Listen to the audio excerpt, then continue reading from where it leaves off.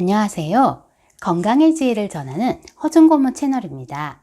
좋아요, 구독, 알림 설정해 주신 여러분 대단히 감사드립니다. 여러분, 영양가가 풍부하고 고소한 맛과 쫀득한 식감의 은행 열매 많이들 좋아하시죠? 혹시 은행이 은행나무의 열매가 아닌 씨앗이라는 걸 알고 계신가요? 가을을 노랗게 물들이는 은행나무는 보기에 너무 아름답지만 그 악취 때문에 괴로운데요. 다른 열매와 달리 유독 은행 열매만 악취를 풍기는 이유가 바로 씨앗이었기 때문입니다. 모든 씨앗들은 종족 번식을 위해 독성을 갖고 있는데 은행 역시 씨앗이라서 악취를 풍기고 독성을 갖고 있는 것이랍니다.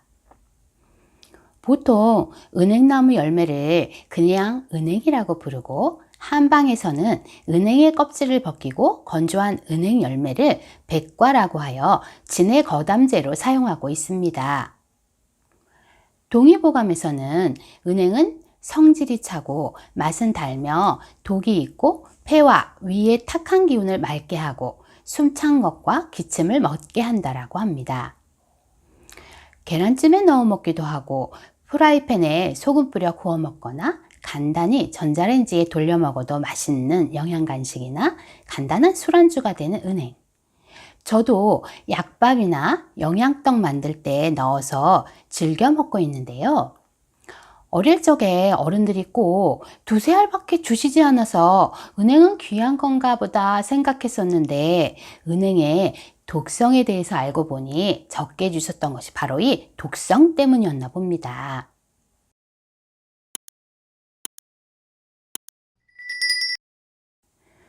먼저 은행의 효능에 대해 알아보면 은행은 만성적이고 고질적인 기침, 가래를 삭혀주기 때문에 천식과 만성기관지염에 좋다고 합니다.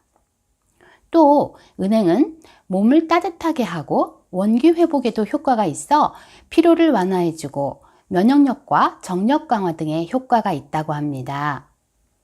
그리고 빈뇨나 야뇨증에도 효과가 있고 소변이 쌀뜨물처럼 흐리거나 여성의 백색 대학증에도 좋다고 합니다. 은행에 들어있는 징코프라본 성분은 혈액순환을 원활하게 하고 혈전을 제거하여 각종 뇌질환이나 고혈압, 동맥경화, 심근경색과 같은 혈관성 질환을 예방해 준다고 합니다. 이 밖에도 은행에는 치매 예방과 항암 효과 등 다양한 효과들이 있습니다. 그러나 어떤 것이든 지나치게 먹으면 좋지 않지만 은행은 크기도 작고 맛이 좋아서 적정량 이상으로 섭취하기 쉬운데요. 은행은 과다 섭취 시에는 독성에 의한 중독 증상이 나타난다고 합니다. 은행의 중독 증상은 메스꺼움이나 구토, 복통 설사, 호흡곤란, 경련 발작, 동공축소 등의 증상을 일으킬 수 있고 심한 경우 감각 이상으로 인한 마비 증상과 의식소실, 쇼크가 올 수 있으며 사망에까지도 이를 수 있다고 하니 각별한 주의가 필요합니다. 이러한 중독 증상을 일으키는 은행의 독성분은 바로 포메틸피리독신이라는 독성 물질인데요. 은행에 들어있는 독이라 하여 징코톡신이라고도 합니다. 메틸피리독신은 비타민 B6의 생합성을 방해하기 때문에 항비타민 B6 화합물로 간주되는데요. 비타민 B6는 뇌내 신경 전달물질 생성에 중요한 역할을 담당하고 있는데 비타민 B6의 활동이 메틸피리독신에 의해서 저해되기 때문에 수시간 동안 비타민 B6의 결핍증을 일으키게 되고 호흡곤란이나 간질 경련 증상을 일으킨다고 합니다. 만약 은행 섭취 후 중독 증상이 발생했을 때는 경미한 경우에는 감초달인물이나 비타민 B6 등을 드시면 도움이 될 수 있지만 심한 경우에는 즉시 병원에 가실 것을 추천합니다. 메틸피리독신은 열에 매우 강하기 때문에 거열한다고 해도 제거되지 않기 때문에 중독을 피하는 길은 양을 조절해서 먹는 것입니다.